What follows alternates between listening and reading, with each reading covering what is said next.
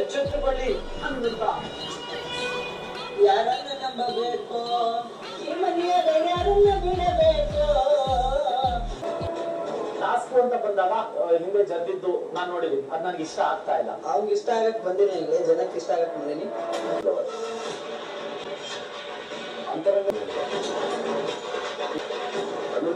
ಏನ್ ಅರ್ಥ ಆಯ್ತಪ್ಪ ನಿಮ್ಗೆ ಇಷ್ಟ? ಬಾಳ ದಿನ ಆತ್ರಿ ಸರ್, ಇವತ್ತು ಗೊತ್ತಾಯ್ತು.